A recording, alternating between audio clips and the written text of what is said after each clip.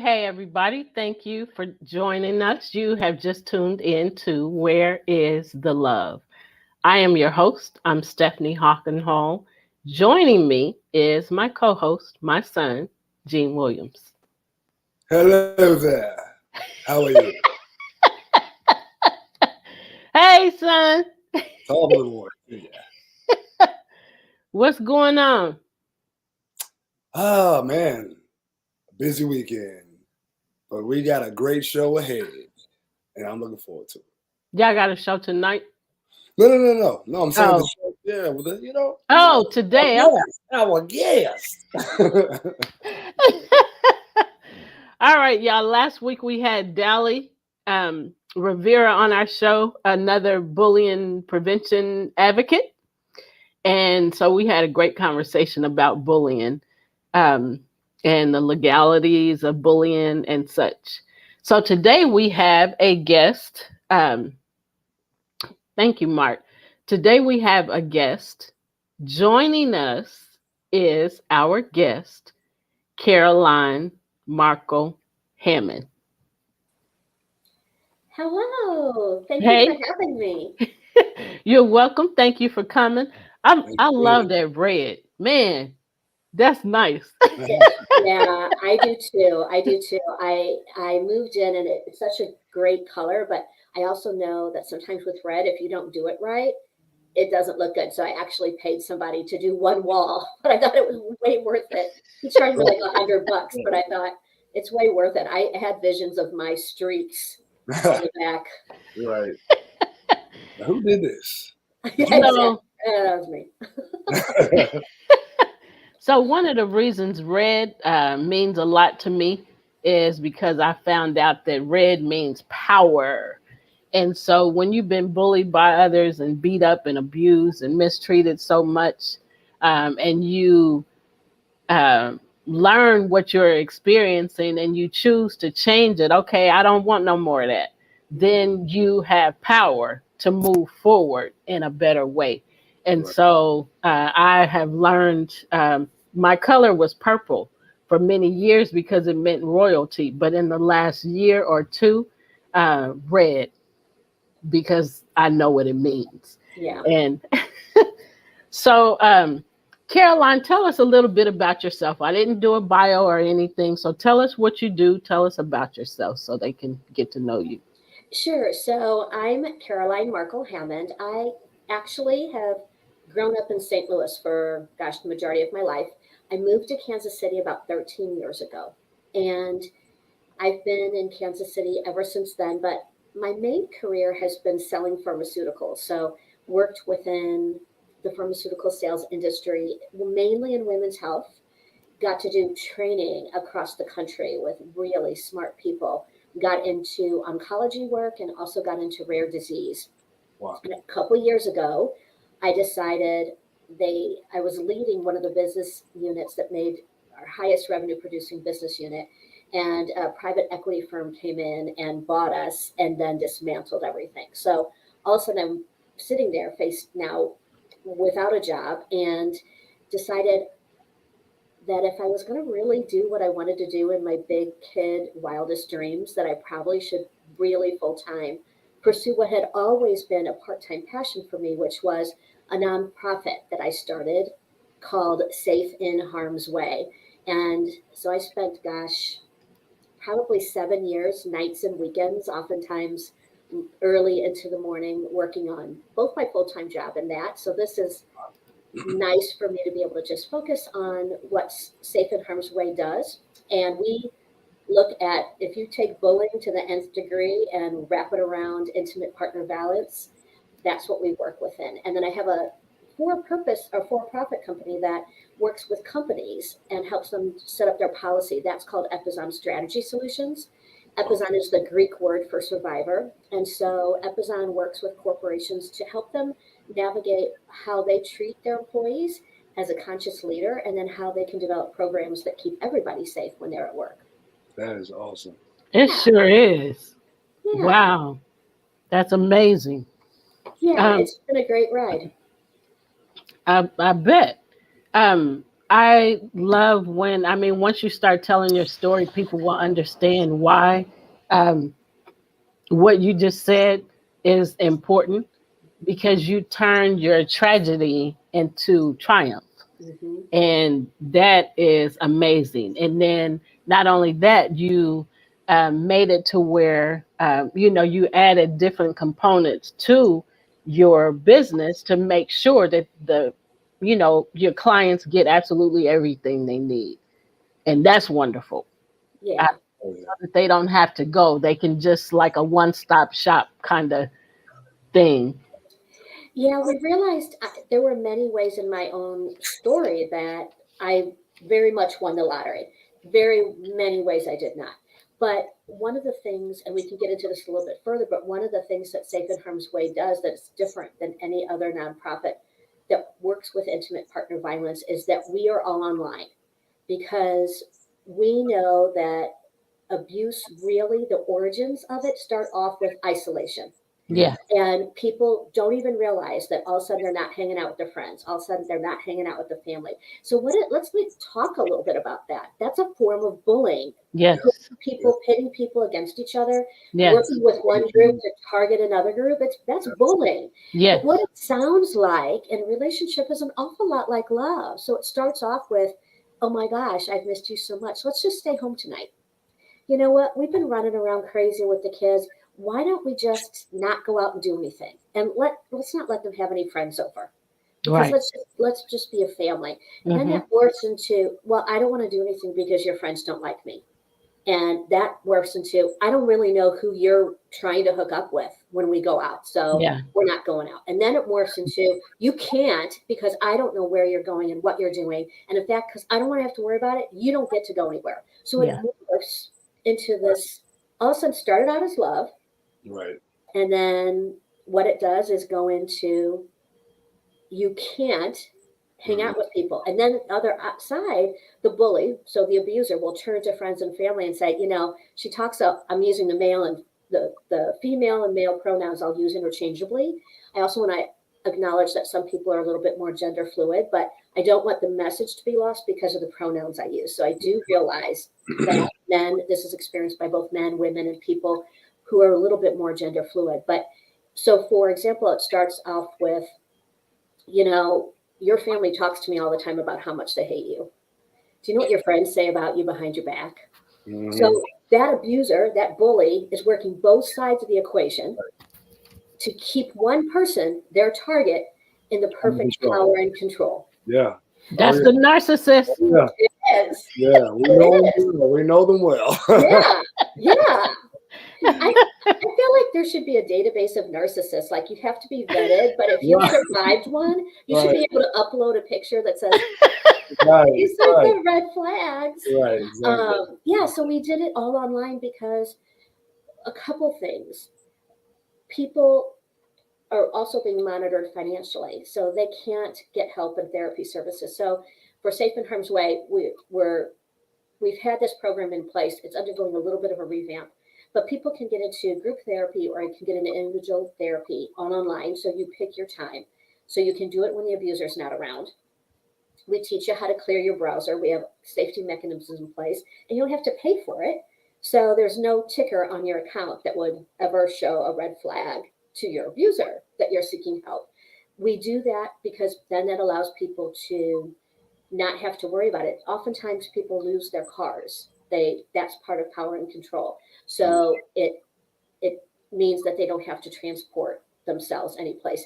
And because we really work hard to completely address the economic disparities that historically marginalized people experience.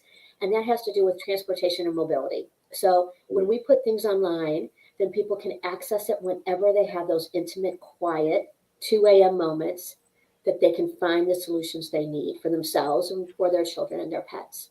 Yeah. That is beautiful. That's Yeah, beautiful. Yeah. yeah. So go ahead, Caroline. Well, I was looking, Mark put a comment in there, and he says a friend of mine calls it otherism, and particularly in the political and race class lanes. Yep, but can be used in other relationships as well. Yeah, it's really those other people, and it can be a nameless, faceless other. It's Right. Yeah, just it's just making up More whatever. yeah, other people. Exactly. Exactly. So it starts out in so many ways looking like love. And Yes. that's where we start at Safe in Harm's Way. You will never, ever, ever at safeinharmsway.org, you will never see a bruised, battered, cowering person. You will never see ugliness because people deflect from that. Mhm. Doesn't matter if they are hiding a turtleneck in the middle of July so that no one sees the marks on their neck. They Yeah. will still other. That happens to other people. That Right. doesn't happen to me, even if Right. they're covered in their own bruises. Yeah. So we work with art, beauty, poetry. We have amazing humans who take their time and talent with us, develop our programs and our campaigns so that we can attract people in like, what is that? Yeah. And then we have links on the back end that give people everything that they need. I'm going to start putting some links in the chat so people can find us. But it allows people to have the epiphany moment where they realize that what they're dealing with is the worst form of Yeah. bullying. And that's also our intention, is just to have those quiet moments where people can recognize what they're living in. But what we started doing last year is taking all our content, tweaking it just a little bit, and teaching friends, family, and coworkers how to show up for someone they fear is being abused, or they outright witness the abuse. And so that's where Safe in Harm's Way comes in perfectly as well with beauty and art, because they don't have to say anything but, oh my gosh, I found this website. They had a great article on meditation. Because in our articles on meditation, are going to be, you know what it feels like in your body when you don't have a healthy relationship? It feels like this. And this red flag of feeling is actually abuse. So we kind of sneak around in the back so that people can find out in a really organic way that light bulb moment that says, oh, I don't think this relationship is good. Mhm. So that's kind of how we approach it. That's actually very clever. That's It very is. clever. Yeah. Very clever. That's I want to go ahead and see if you have any questions. I'm going to start popping some things in links as well. Okay. So when you were just talking about how you kind of slide them into it, people a lot sometimes don't receive or won't receive information from others, but if they actually see it with their own eyes, then they're more apt to believe it and receive it. Yes, Yeah, exactly. it's more acceptable to them. Jean, what did you want to say? Yeah. So again, what you do is so amazing, and I'm glad that you had that platform. We've all experienced the isolation and triangulation and all that good stuff. So having everything online, so it's easy access, and the safeguards that you use to erase their searches and things of that nature, like that's very clever. Like, because people do hover over you like that and watch every single move you make, Exactly. and Exactly. use it as a mean or a mechanism of control, and it's wild. They do. That's the thing that's so interesting for this whole evolution, because how it evolved was basically taking my own journey and realizing I never would have identified as being abused. Never, not ever. People thought we were this golden couple. I thought we were a golden couple. I knew that things were tricky. I oftentimes referred to him as my toughest customer. Mhm. So again, I would never have identified, and this is classic across the people that we work with. But I sure could have told you how sad I was. Could have told you I worried all the time. Could have told you I wondered if he was lying to me. Could have said how fearful I was that he was going to walk through the door and take all the laundry I'd folded and sweep it on the floor because he didn't like the way I folded the towels. Could have told you how scared I was that I'd have to run through the house and I'd have to hide in the bathroom with my back against the wall and my feet on the door so he couldn't get in. Could have told you all of that. Could have never raised my hand to say I was being abused. Yeah. Had people come to me and say, we don't like him. Mhm. We don't like him. But abusers, bullies, what they do is start with an origin story. And what does that origin story sound like? Oh my gosh, no one has ever loved me like you do. I am so connected to you. I spent my life, my family's horrible to me. My first wife is a horrible, crazy person. Like, you are the one bright thing in my world. And when someone comes to you, when my friend, one of my oldest friends that I've had since I was 3 years old, he came to me and he said, I don't like him. I can't even tell you why, Carolyn, but I'm telling you, he is not a good man. He's not a good man. And of course, what did I do? You just don't understand him. He's really awkward. He's had a really hard life. He's never had a good relationship. He's going to come around. And so that's how people stay, because they start to put out of their mouths the origin story that the abuser gave them. And they just repeat that all day long. And it doesn't matter where I travel in this world. I've been into Italy. I've worked in Africa. I've worked in the UK. People surviving abuse to the person are fiercely intelligent, highly empathetic. They do not quit, and they always win. So they stay, because we're going to figure it out. I'm going to be the one that can change everything. He's apologized. She's apologized. It's going to stop. And then it happens again. Well, it was a really bad day. They're going to stop. Yeah. Then it happens again. So it's this evolution where, in my own journey, I realized that I didn't identify as that, but I could tell you my feelings. I realized I never would have left because I was repeating that origin story. So we have to talk about, how did that make people feel? How does that make people feel? We had to talk about how to craft an escape plan, not just leave in the middle of the night. I mean, by all means, if you have to flee in the middle of the night because everybody's being harmed, then do it. But actually, you can craft an escape plan. So we took all those things and I started to write about those. And then what I did was weigh that against where I didn't win the lottery. Because the reason, and I'm going to throw up an 800 number in here right quick. So this 800 number is for RAID, which is the national number for people who have survived sexual assault. And that's for RAIN. And you can look up RAIN online as well. And RAIN also, the reason I'm doing this, has a site specifically designed for men. So I wanted to put that in, a little bit of a trigger warning. I'm about to talk about some significant sexual abuse. And so if this is something you've experienced, or it's going to be something that maybe bothers people, a listener or a viewer, walk away. You don't need to listen to this part. But you also have a resource with an 800 number in the RAIN services that will allow you to get some information and help if you've never reached it before. That's the other thing that we know is if people carry with them things that they would never, ever speak out loud until they hear somebody else speak out loud. Right. And then they find the help they need. So I'm also going to put another one in here.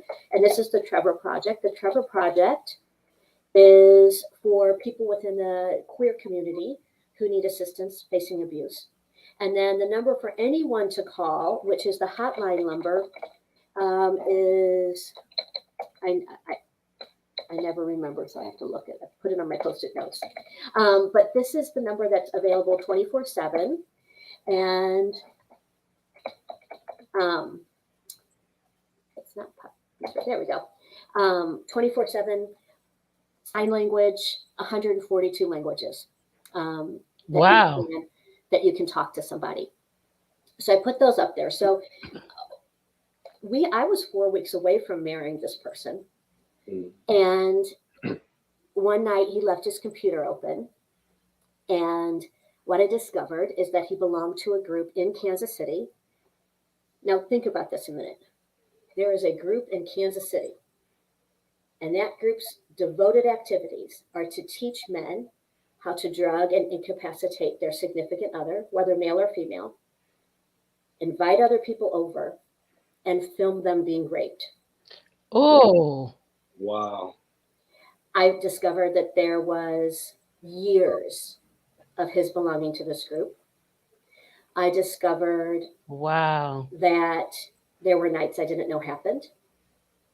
I discovered that while he presented to me as a monogamous heterosexual, he was anything but monogamous and anything but heterosexual. When I traveled for work, he'd have people into our home, strangers that he met on the internet. Oh my gosh. When I got home from traveling, it looked a lot like love. And he'd say, "Oh my gosh, you've been gone. I miss you. Get dressed up. I'm going to take you out to our favorite steak restaurant. We're going to have a great dinner. Get dressed up. I'm going to treat. Let's go." And what I would find out on his open computer is that he would have contacted 4 or 5 other men from this group. Those men would be stationed around the restaurant to check me out. Every email he sent started with, "My girlfriend has no idea I'm doing this to her," and ended with, "I will facilitate what can be done to her." Oh my gosh.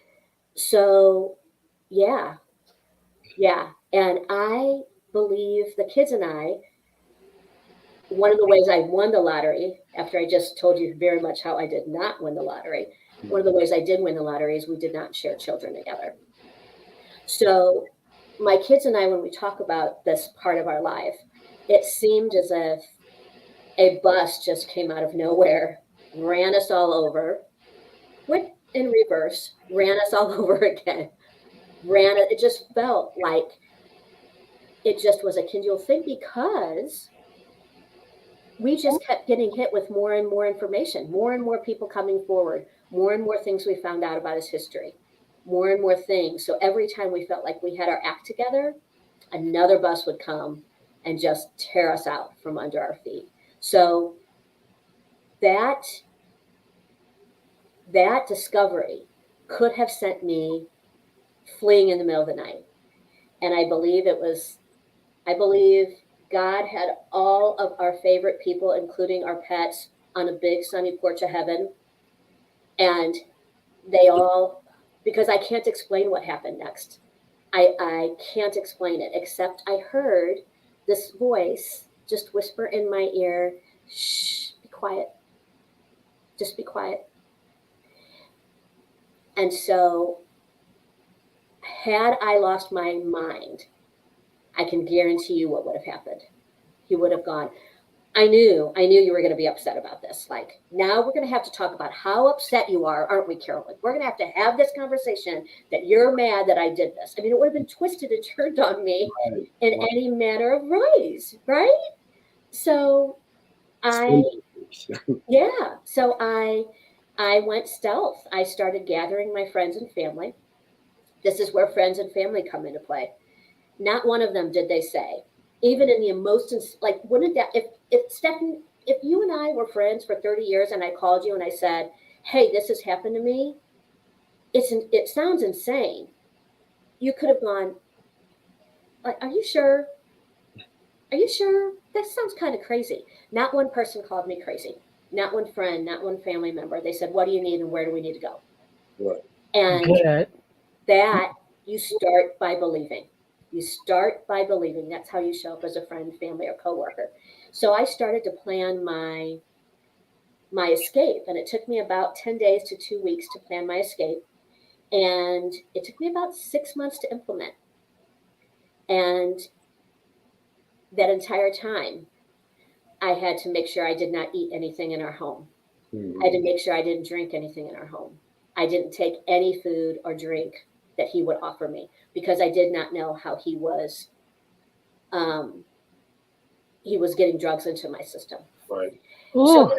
I'm going to pause right there and emphasize that there are some things here, these numbers that people can call. They're in the chat. So just in case you're listening and you're not seeing the chat, the RAIN number is 1-800-656-4673. Repeat it, please. Sure, 800-656-4673. Thank you. They deal with sexual assault for both men and women. I'm going to give you there is this form of abuse of what I experienced. Anytime I don't do a podcast, I've done probably about 40 to 50 hours of being a podcast guest. I get a ton of email from people going, "Oh, wow, this makes sense in my life now. I couldn't explain what was happening to my body. I couldn't explain in the sexual areas of me why things didn't seem right." Mm-hmm. And now it all makes sense. But there's a great webinar that you can watch. It was done by domesticshelters.org. And I'm going to pause in a minute, see if you guys have any questions. I'll put it in the chat. But domesticshelters.org on November 11th of 2022 2021, did a webinar on this exact type of abuse. I did a podcast recently, and I was talking to a licensed therapist about it. And while there were things physically going on with my body, I chalked it up. Well, maybe I rode the elliptical too hard. Maybe, I don't know, maybe I didn't change my underwear fast enough after a workout. Maybe, never in a million years would I have thought, I bet he's drugging and raping me. Right. And had I gone to any healthcare provider, that's what this webinar talks about. And had I gone to a psychiatrist and said, this is what I fear, the woman I did a podcast with said, you would have been put on a psych hold with a 3-day hold and given a series of diagnosis codes as delusional. This is real. This is real. So again, domesticshelters.org, great resource. Look up their webinar from 11/11/21. And then if you need extra assistance, you can look at Safe in Harm's Way. But if you need 24/7 access to care, the best people are RAIN at 800-656-4673. Now I'm echoing. Can you guys hear me okay? Yeah. Okay. Let me pause there and see if we can catch people up. Maybe there's some questions that you have that other people might have. Jen, you have any? Well, that's really interesting that you said that you were being drugged and things of that nature. Unfortunately, you see movies like that all the time. Where you said there was a group. Can you maybe go a little more in detail as to how you found that information? Sure. So on his laptop, when he left it open, I just started searching. We had a pretty significant fight earlier in the evening. Mm-hmm. And I thought, and what he said to me was, go through my laptop. I'm going to keep it open. Now, some people would say, was he trying to out himself? I don't think so. He had conditioned me for 8 years with that kind of stuff. I never would have looked at his laptop, because had I looked at his laptop, I would have gone, oh, well, great. You don't even trust me. Really? Seriously? How delusional are you, Caroline? You have to look at my laptop? I mean, I never in 8 years looked at his laptop in that kind of threat. Why would he think I do it now? Right. Until I did. Yeah. So it was actually a group through Craigslist. And it was based in Kansas City. Now, here's when I talk about the truck coming at you. That's egregious. And my brain could process that as horrible. It wasn't until years later, in fact, just recently, that I thought, how many men are in this group in Kansas City? Like that, your brain, the beauty of your brain during significant trauma is that it only allows you to get teensy bits of information, because mainly what it's doing is making sure that you're alive. Are you breathing? Are you eating? And safe, yeah. Are you safe? And then once that happens, your brain goes, whoop, here's a little bit more. Here's a little bit more. Or you get random Facebook messages with pictures from people who say, hey, think you should know that your boyfriend does this on the weekends when you're gone. So it was information like that kept coming. And the reason that it took me that long, and I'll be writing about this is I've only mentioned it on one other podcast, but I just recently met a detective, sex crimes detective, and he prosecutes really difficult cases. So he was giving case study after case study. And after the conference, I went up to him. I said, so case number 4, that'd be just what I lived through. And he was like, what? So I said, look, we can talk about it, or I can just give you the podcast that probably discusses this most. Give me a call. And so he called me a week later. He said, how much time do you have? I just listened to your podcast. So he came to me and he said, Caroline, when you went to the police, I live in Lee Summit. When you went to the Lee Summit police station, how much time did they spend to you when you showed them all the evidence? Because I had all of it printed out. I said, less than 15 minutes. He said, what did they tell you? And I said, they told me that I didn't have any physical evidence and that the statute of limitations had been too far gone between the last instance I found on his computer. Now, I don't know what other, like there could be more, but what I found on his computer, and again, this was 3 o'clock in the morning. It could have been in there. I was grabbing as much as I could. Right. I could have missed it, but they all said it was too late. He said, Carolyn, I've convicted people on less evidence than what you have. And I'll tell you that when drugs are used to incapacitate someone and sexually assault them, there is no statute of limitations. Really? You could decide whenever you want to press charges. At the time, with everything that I found, I did get a contact with the FBI. He was looking to see, could they find, if they could have found where he was doing this for money or for trade, like trading me for something else. Right. He had 32 counts of interstate sex trafficking. Wow. They could not find a money trail. So it either means he was hiding it very much bigger than they could have thought, or he was just doing this because that's what he loved. You're right. So think about that.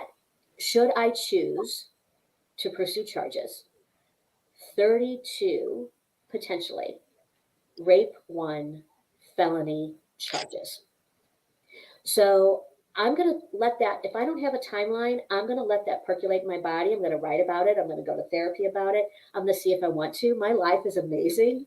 My life is amazing. And as we see in the news, when people step forward and raise their hand and say, this happened to me, they are vilified, they are stalked, they are harassed.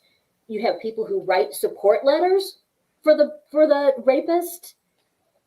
I would be exposing myself to all that. So I'm going to write about it. I'm going to document the process. And whatever I decide at the end, I'll document that as well. But the one thing that keeps me considering it is there is a group in Kansas City that may still be active that teaches men on which they are members how to drug and incapacitate people and rape them. And that's not something crazy that I could even process in my brain about all of the other people who are experiencing this and don't have an explanation as to why something happening in their body, except it's this. So I'll be documenting it. We'll decide. As I said, life is great. It's a lot of hard work. I was just working with a woman that I mentored today. I said, it is not for the faint of heart, but my goodness, life is so much better on the other side of working through this. Oh my goodness. Mark said he found Rain PSA. Would you go ahead and play it, Mark? Yeah, let's do that. I'm an eternal optimist. Gymnastics Hall of Famer. Mom, nurse, overall awesome human. And survivors of sexual violence. I didn't talk about it. I was told not to talk about it. So I'm here to talk about it. Because I can't stay quiet. I was told I would never escape the darkness. But we have. Because for myself and for you, I wouldn't stay quiet. You may feel broken. You aren't. You may feel alone. You aren't. Because we Didn't stay quiet. I was able to break my silence. Because of those who refuse to stay quiet. I am a businesswoman. TV host, DJ. Activist. Actor. Painter. Advocate. Ally. Survivor. Survivor. Survivor. And we won't stay quiet.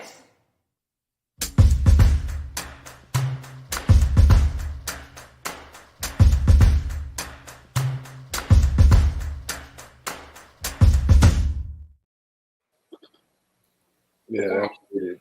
That was cool. Yeah, absolutely. That was cool. If people don't step up and share their experiences with other people, people are just sitting in silence, suffering, Yes. suffering in silence, uh, not knowing what the heck is going on or how to handle it, or seeing what's going on, but still not knowing how to handle it, how to deal with it. And shame overcomes a lot of things that happen to you. You don't want to share these embarrassing moments or thoughts with people because you're afraid you won't be believed. Um, it's just crazy. So I don't want you to tell his job position unless you want to. But what I do want you to tell is that he is in a high job position, and how that, how that looked or how that felt, because people in power take their power to other levels and do things like what he was doing and worse. Right, right. I know that I only made him smarter by leaving. I know that I only made him smarter by building an international award-winning organization where we've made 1 billion impressions and opportunities for people to get help. I am Awesome. not going quietly. That made him smarter. He Yeah. has the ability to travel for his job. He got smarter. He got smarter in how he hides what he does, because he doesn't just do that at home. He knows what to do on the road when he travels as well. He's the senior vice president of a major company. Wow. He's got the collateral and the ability to do what he wants when he wants. And there are people who will protect him for that. That's So just that's why also a lot of people don't come forward, because if someone's in a position of power, there's the fear, and then it's doubled, and what can they do to me? And not only from that power perspective, but monetarily. And that's where I won the lottery. Not having to share children with him, won the lottery. Not having been married. Oh my gosh, had I not discovered this 4 weeks before our wedding, if we had gotten married, would have been far different. Oh, yeah. Far different. So all of those things were ways that I won the lottery. And that's the talking about it is why it's so vital, because my children and I decided that we weren't going to be quiet, that we were going to take our time in using our voice, but that we weren't going to be quiet. There are some things that I can never say about him legally. Can't say his name, can't say where he works. But I can talk about in a broader sense, like I just did, what yeah. was done to me. Yeah. And having that kind of abuse of power, and Mark is talking about this, put in the chat, looking at Trump, looking at Epstein, that's a network. Yeah. Yes. That's a network.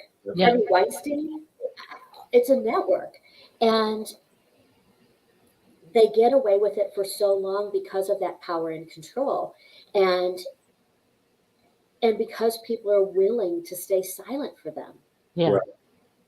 And so the more people that we can get together not being silent, then the more people get help. The amount of people we've helped at Safe and Harm's Way, again, 1 billion impressions across the country. And by impressions, that's really important. Why is that important?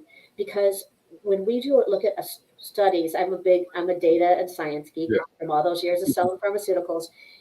We, in our analyzation of the entire country, there are 40% of the population who doesn't even think there are services. There's somebody who's going to go, wait a minute, there's an organization called RAIN that I could get help from? Yes. People don't know. 40% of the population doesn't know. So when we can go out in the community and build awareness and build impressions for people, and we track all that, and we're up to over 1 billion, that's opportunities for people to see the resources, use the resources, tell their friends to use the resources. Yes. That's why it's so important. I've written books. I do podcasts. I do interviews like this. You don't know who's going to hear it, who's going to see it. And who's going to say, you know what? You should check out this chick named Caroline Markel Hammond. She's got this crazy story. Oh my God, I couldn't believe it. And that person listens to it. You don't have to say, I think you're being abused and you should listen to it because she was abused and she fixed it. You don't have to say any of that. Right. Yeah. You say, oh my gosh, you should listen to that.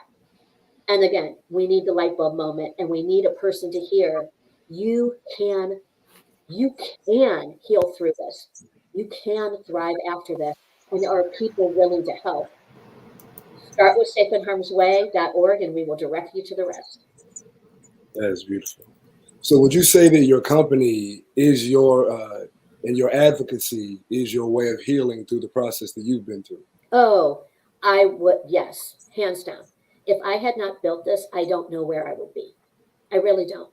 It gave me an outlet. One of the things we grew so fast, so we're like starting officially on paper, we're starting year 5. But I've been writing it'll be 8 years since I escaped. I've been writing for 7.5 years. Giving myself a platform. Anytime I got sad, mad, or scared, man, I was writing it. I'm doing YouTube videos. I'm putting that stuff out in the world. We're automating an entire system now where people can share their stories, again, with artwork. You'll see a lot of things, especially during Domestic Violence Awareness Month, and it's all sadness, and it's all, there's no call to action. We are going to have the stories, and we're going to say, and when you're experiencing this is the emotion that it feels like in your relationship. And here's 3 things you can do to help build yourself back up. And here's the connections you can make with community. And then sharing those stories through art, beauty, poetry is going to be impactful for any reader or listener and enable them to start sharing their stories. So that database of stories will be interwoven through our entire website by other people. Again, everything's built on what I did and what I learned and where I won and where I didn't. And I know that I won by giving my own self a platform to talk about it. That's great. So Mark put a couple messages in there. These types of relationships, when folks want to think they are bringing it on themselves. He said some stuff before that. Yeah, I'm looking at his chat. One of the things he asked, which is a really great question, is, Caroline, what do you tell to people who are in these types of relationships when folks want to think they're bringing it on themselves? So when I talk to people like that, you have to unwind. It's like pulling a little bit of string. You have to be careful. You have to always start by believing. And so if someone says to you, this is what happened to me, but you know what? Maybe if I didn't talk too loud, she wouldn't have done this to me. You know, I mean, I was late. If I hadn't been late, maybe she wouldn't have thrown the plate at me. Maybe she wouldn't have tossed the kid on the steps. It's my fault. If I was just earlier, if I was just folded the towels better, all of these things,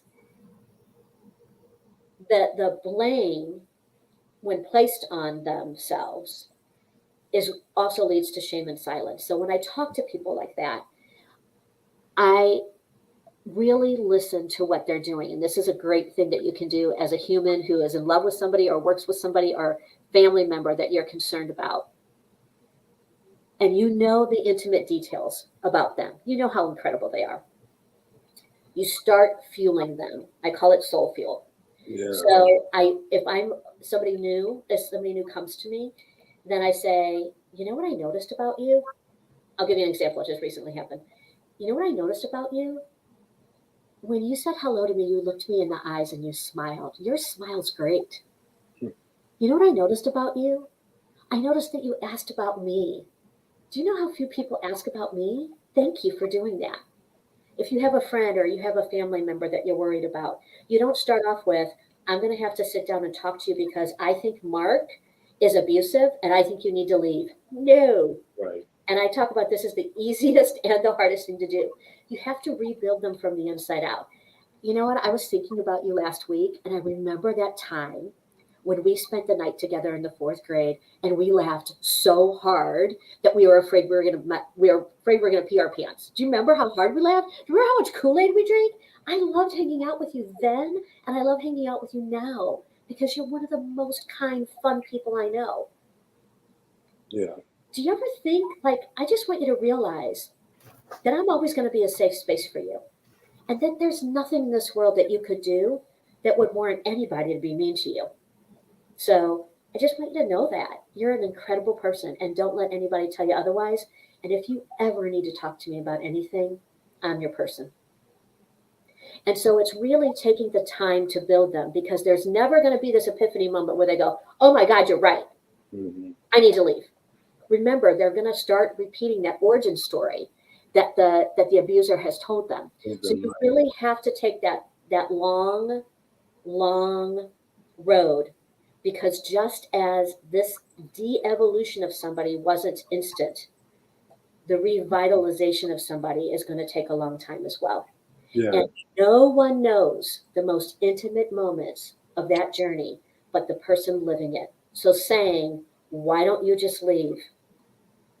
Never good. And they may go back again, because a survivor is always judging the amount of fear and the risk of potential of harm and death in any moment. And sometimes they're going to decide that going back is safer than continuing to go forward. And you need to know the statistics around that. They just got changed. When there are guns in the home and a woman or a man is escaping violence, actually it's a woman, this is a female-driven statistic. Within the first 3 months, the chances of them being killed increase by 1,000%. 1,000% the chance that they will be killed in the first 3 months that they leave. You can Google 563 mass shootings in the United States. Every single one of them has a tie to domestic violence. Wow. It is the number one way that police officers are killed in the line of duty. And domestic violence is the number one way that women who are pregnant die in the United States, at 2 times the rates of blood problems or placenta problems. We've got a problem. Oh, yeah. We got a massive problem. And it all stems back to domestic violence. So again, it's not going to be this, very rarely is it this epiphany moment. It's a slow fueling of someone to say, this, you are a great person.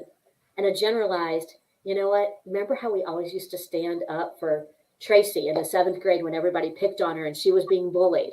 Do you remember how we did that? Man, I just think, wouldn't it be great if we could somehow stand up for bullies now? Like, what do you think? Do you see bullying in the world? Like, I don't know. Let's talk about that. Let's see how you and I can do that. We used to do that in the 7th grade. Let's say we tried to do it now in our own little community. Right.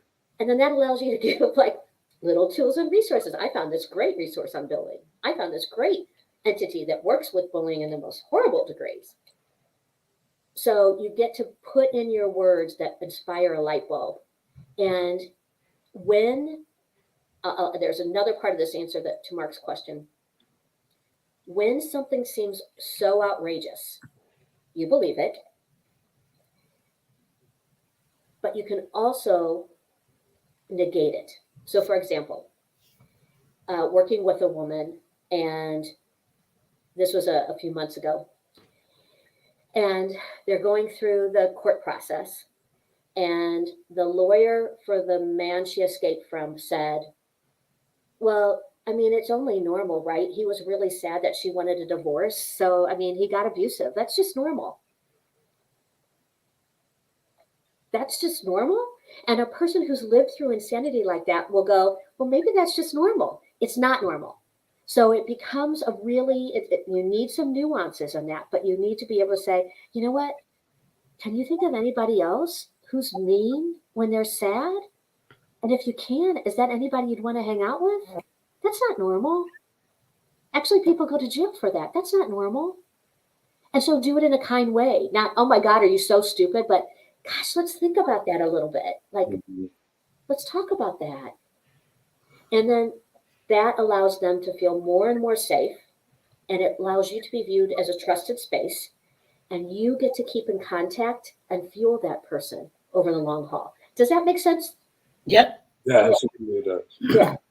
Because when you go to somebody and you say, oh, I don't like them, they seem abusive, or I think they're, when you're talking negative about the abuser, then Right. that person they're already turned off because I'm Yes. already experiencing enough hell, with this person. And then Right. you're saying this stuff.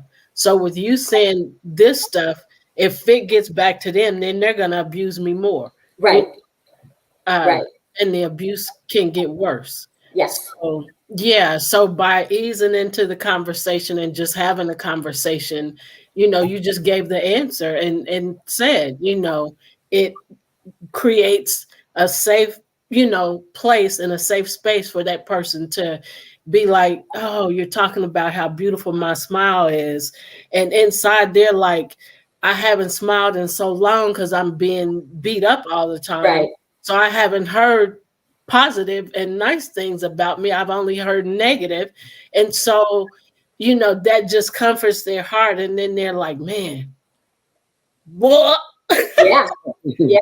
And then, just start talking about what they are actually experiencing. So that's awesome the way you did that and the way you do with, safe in harm's way, but it's just awesome that you have learned that the best way is to ease into a conversation and to create that safe space, for the person or the people that you're talking to.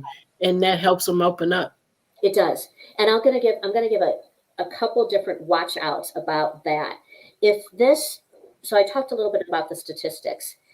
When somebody's going to decide to kill, they're really not going to discriminate against who's ever in the room. Right. So if you have someone who is a friend who is really navigating violence at home and they call you to come over, you also have to protect yourself and your family. Yeah. And and people are afraid to call. The best analogy that I can use is that I went to a talk and the woman who spoke before me said it's like a shark in the water, that there are some groups of populations, and she called it out. She said mainly it's people of color and it's people in the queer community. It is probably as scary to call the police as it is to not call the police. Yeah. You don't know that if what's swimming around you is a dolphin or a shark. You don't know if it's somebody that's going to protect you or somebody's going to open their jaws and hurt you even more. Yeah. So you do have to be cognizant of that, but you also have to if somebody is calling you over to help you because they're feeling like they need help and they don't want to call the police, you still have to be careful yourself. And you still need to say, so we've got some plans at Safe in Harm's Way where people can communicate with somebody, we call it their trusted soul, in a varying degree of ways. Like if I use music because I love live music. So if I get a text from my friend and Chris says, oh my gosh, I'm flashing back to when we used to dance in those 8th grade crazy dances. Do you remember Talking Heads? We loved Talking Heads. That was such a great, wasn't it fun? I know that everything's fine. If I get, holy cow, I have been listening to Nirvana all day long. I can't stop listening to Nirvana. I know that something's escalated at home because she's jumped from the 80s to the 90s. And then I know, okay, I need to be aware that something could go wrong. And if she calls me and she says, today is a day where all I have done is jam on Taylor Swift, I know I have to call the police. So we do this covert thing. It could be recipes. It could be makeup. It could be, we like music. When I work with people, I set music. What decades are we going in? What's our decade that is good, bad, ugly? Right. And ensure that you can keep yourself safe as well. The other thing about that you need to remember is if you are feeling as if I can't even be around him anymore, I mean, he just keeps going back. Oh, no, again, you don't get to look at a situation of which you have not intimately lived and then cut somebody off because you don't understand the dynamics. I'm not saying you keep inserting yourself. I am saying you can send memes that are nice. You can send, I'm thinking about you this morning, again, with a specific call to action of what you remember about them that makes them a great person. You don't have to be in the nitty gritty of it, but when you decide without any reference point at all as the intricacies of what goes on in that home, that you are no longer going to associate with somebody, you have done a big disservice to another person. And it's, again, you don't have to invest That boundary can be through a window and very far away. That's my favorite boundary. I'm going to love you, but it's going to be through a window and a very far away. And that is the form of a every once in a while text and how are you doing? And Mark asked one more question I want to be able to address is when people don't heal, they hurt other people. Oh, yeah. Because hurt people hurt people. And that is the case. And that is the case often. And so it's really hard to be involved in relationships with someone who doesn't heal. And in my own life, I've had to put some really hard boundaries in place with people that full transparency, I can't go to a party. I can't even go get a massage. There is not a place, if I tell people what I do, that I don't hear their story. Mm-hmm. Everyone. And so people say, well, that's just what you do because, your mindset is that. No, it's not just what I do. It's what I hear when I pick up my coffee and people ask me what I do. It's what I hear when I go try to have self-care and get a massage and I hear what happens at home. It happens from people I've taken classes from as far as working on my master's degree. It's happened all the time. People, if they don't get that help, will turn around and hurt others. And there's times in this journey that I've had to back away from people I've met along the pathway that don't get the help. And it's love through a window and very far away. But I will not compromise my own journey, and I will not compromise my own safety. And that's something that, again, if you're a fixer, you want to jump in and fix, Right. but you don't do so at the expense of your own self or your family. Yeah. Agreed. Yeah. So we are at the end of our show. It has been fantastic. We have learned a lot. Yeah. Thank you, Caroline. Thank you. Any last words to the audience or to the listeners, Caroline? Stephanie, Jean, I just appreciate so much you having me. People can find us at safeandharmsway.org. Mary at safeandharmsway.org gets everything into our automation. info@safeandharmsway.org. It's just a generalized email, but we are not a 24/7 shelter. We are all online.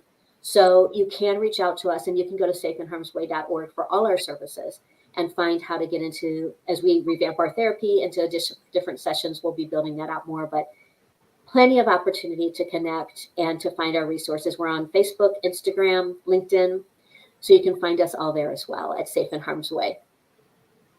Thank you. Thank you. Thank It's you. an absolute blessing. Thank you for all the information. And thank you for using your trauma to bless other people. Yes. Well, you guys do it every day with what you do. I mean, you do. So it's amazing what you can take from what you've experienced. And I appreciate the effort that you put into this world and how you show up for people. So thanks for what you do as well. Thank you. It's our pleasure to help, open the eyes of people to what they're experiencing and to, offer help in the same way that you're doing. So this is the end of our show. Caroline, if you can stay for a bit, that would be good. If not, then I will talk to you soon, but hopefully you can stay. Yeah, I can stay. Okay, so we are going to play Gene's video, his outro video. This video, many of you have heard before, is what he decided he was not going to take anymore. So listen to the lyrics of the song, and we send you away with peace, and we send you away with love and joy. Take care. See you next Sunday at 5 p.m. Central Standard Time. Take care, and bye for now.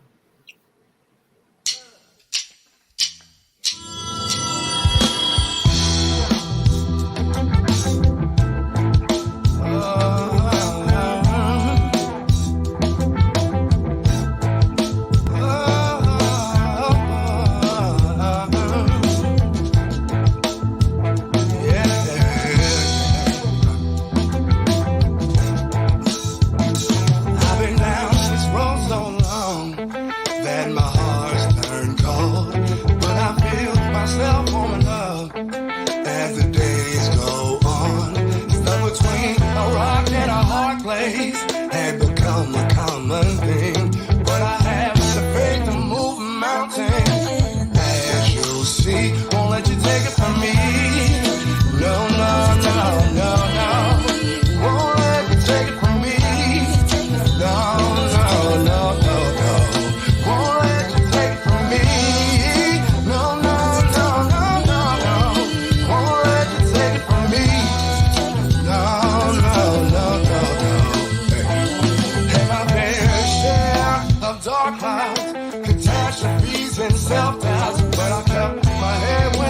see how my strength will make me proud. Everything falls into place. Gotta take the risk, can't play it safe. Gotta have the faith to move a mountain. Then you'll be free. Won't let you take it from me. No, no, no, no, no. Won't let you take it from me. No, no, no, no, no, no, no. Won't let you take it from me. No, no, no, no, no, no. Won't let you take it from me. No, no, no, no. This piece of mind was hard for that I had. The strong resolve at all costs. Had to stop going on, cutting my loss through the struggle, big the cost to be the boss no more. Struggle, just clear skies. Decided to take control of my life. Now I'm not afraid to reach for those heights. Ain't no glass ceilings inside. Take it from me. No, no, no, no, no. Won't let you take it from me. No, no, no, no. No, no, no. Won't let you take it from me. No, no, no, no, no, no. Won't let you take it from me. No, no, no, no, no. Won't let you take it from me. Won't let you take it from me. Won't let you take it from me. Won't let you take it from me. Won't let you take it from me. Won't let you take it from me. Won't let you take it from me. Won't let you take it from me. Won't let you